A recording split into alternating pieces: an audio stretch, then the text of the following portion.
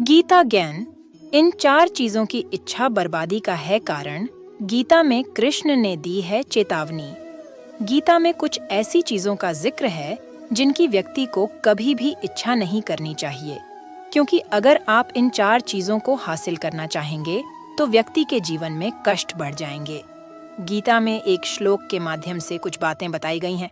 श्लोक परांग परद्रव्यांग तथैव च प्रतिग्रहम परस्त्रिंग परनिंदंग च मनसाओपि विवर्जायत, अर्थात अगले भोजन, अगले धन, अगले उपहार, परस्त्री और दूसरे की निंदा की इच्छा कभी नहीं करनी चाहिए। दूसरे का अन्न न छीने। कृष्णा कहते हैं कि अपनी और परिवार के सदस्यों की भूख मिटाने के लिए मेहनत से कमाए गए पैसों पर भरोसा करना चाहिए। कृष्ण ने साफ कहा है कि कभी किसी दूसरे के भोजन पर अपना अधिकार नहीं जमाए, क्योंकि वह खाना भी किसी की मेहनत से कमाया हुआ होता है। इसलिए दूसरे लोगों के भोजन को देखना बंद कर दें। दूसरे का धन न हड़पें। किसी को दूसरे के धन, संपत्ति और संपत्ति को अपना नहीं समझना चाहिए। यदि आपने कभी धोखे से किसी का धन ले लिया तो आपको उसे कई गुना अधिक चुकाना पड़ेगा।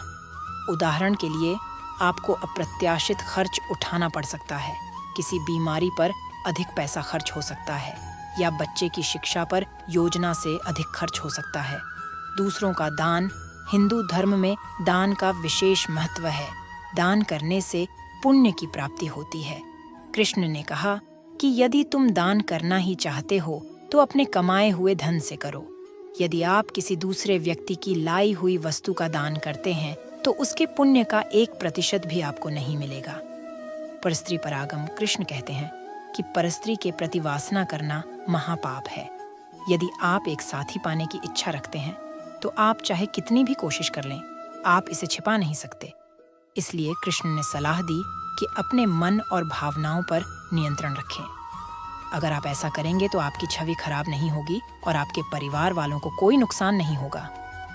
पर निंदा गीता में कृष्ण कहते हैं कि किसी को कभी भी स्वयं की निंदा नहीं करनी चाहिए। अगर आप ऐसा करेंगे तो आप दूसरों के साथ साथ खुद को भी खो देंगे। आलोचना किसी के भी लिए बुरा समय शुरू कर सकती है।